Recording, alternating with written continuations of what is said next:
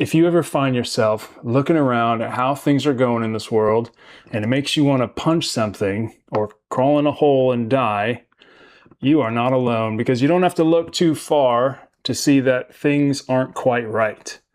And maybe you're the type of guy that has a long list of grievances and complaints and you can pinpoint everything that's going wrong.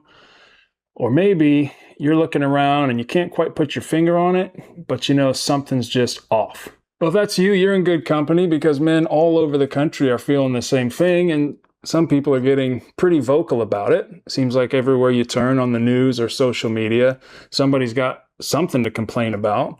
Either this politician did that, or the school system is broken, the election is rigged, or the man is trying to keep me down, and on and on and on. But the question is, what are you going to do about it?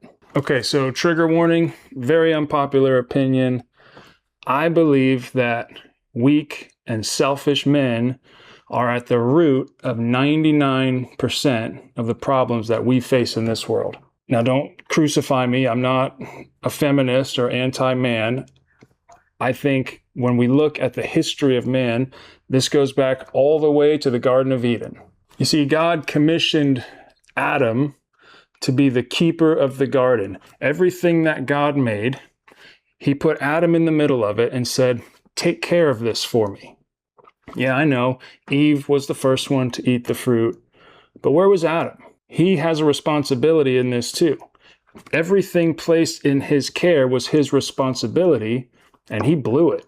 Now, fast forward a few thousand years, and not much has changed. God's structure for humanity remains the same.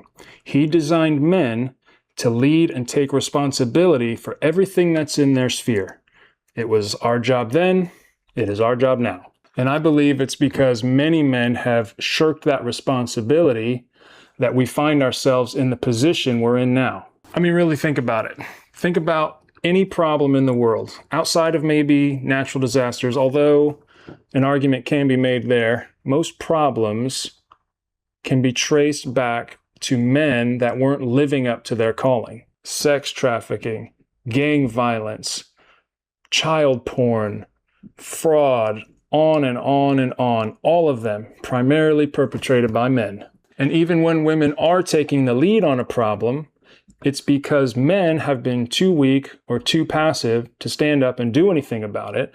And truthfully, it's not necessarily a man's failure to stop the evil that is to be blamed.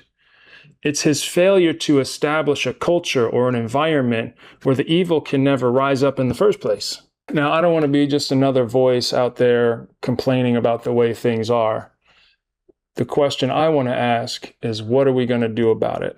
And first and foremost, if you're a man with a wife and children, your highest calling is to your family. The people who need your strength and leadership the most are the ones living in your house. Now, some people might be called to get into politics or speak to the masses or lead a movement, but most of us aren't. Truly, most of us are going to live out our days with the sphere of our influence going not much further than our family and maybe a few people around us. Now, to some of us, that circle of influence might feel small, especially if you grew up with lots of ambition, you wanted to get out and make a difference and change the world.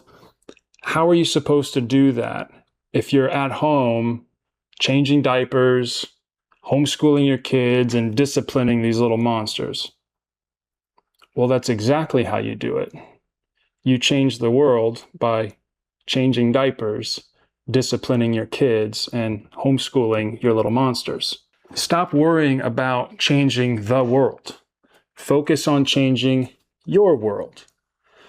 The world at large is made up of a bunch of smaller worlds with dads just like you at the center of each of them, and all of them overlap in some way. So what happens when those men refocus their ambition and focus on leading their own little world in godly character and principles?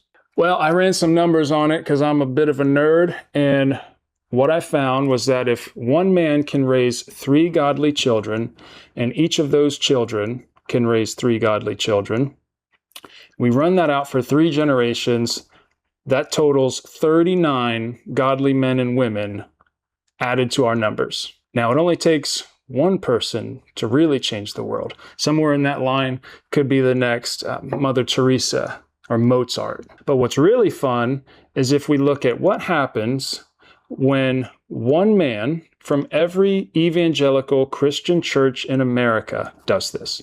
Just one man from every church. We run that out for 3 generations. We get something like 8 million men and women of God added to our country in 3 generations. Do you think somewhere in there we might have the next William Wilberforce, the next Abraham Lincoln, the next Billy Graham? My point is this. Don't think for a second that your circle is too small. If you haven't been given a stage or a platform or an audience to speak to the masses, don't think that you can't make a difference in this world.